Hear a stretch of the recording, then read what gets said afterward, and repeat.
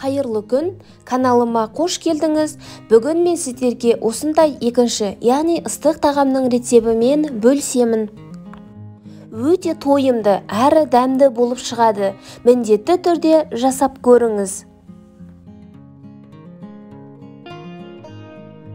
Бұл тағамды жасау үшін ең алдымен ұнға бір жұмыртқаны жарып салып, оның үстіне 100 грамм суға жарты шай қасық тұзы салып, тұз ерігенше араластырып, осыған құямыз.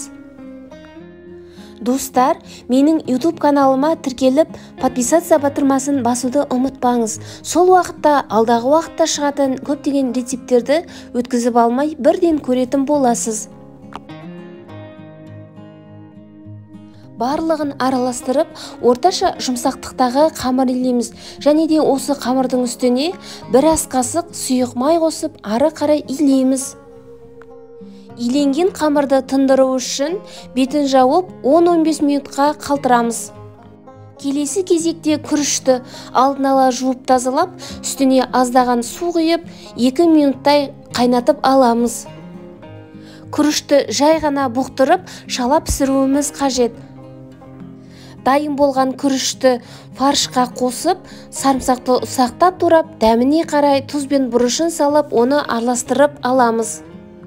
Дайын болған фаршты қолымызбен барлығын дөңгелектеп, тефтел тәрізді етіп жасап аламыз. Салмасын дайындап болғаннан кейін келесі кезекте тынып дайын болған қамырды оқтаумен жаямыз. Жабысып қалмас үшін аз-аздап ұн сеуіп отырып жаямыз. Достар, бұл тағам шынымен де өте жұмсақ, әрі дәмді болып шығады. Қамырды жайып болғаннан кейін дөңгелек кескіштің немесе кружкамен, стақанмен дөңгелектеп кесіп аламыз. Алдын ала дайындап қойған фаршты алып, осының ішіне орап, шет-шетін әдемілеп бүгіп шығамыз. Бұл тағамды алдын ала жасап қатырып қойсаңыз да, асыққан кезде пісіруге өте жақсы. Келесі кезекте бұл тағамның подливкасын дайындаймыз. Ол үшін бір сәбізді үккіштен өткізіп, сарымсақты турап және де картопты ұсақтап кесіп аламыз. Тазалап алған заттарды қуырып, жарты шай қасық томат пастасын қосамыз.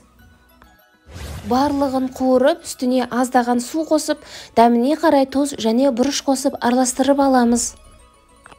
Бетіне орналастырып, қақпауын жауып, орташа баяу отта 30-35 минуттай пісіріп аламыз. Осымен тамағымыз дайын. Міндетті түрде жасап көріңіз, өте дәмді болып шығады.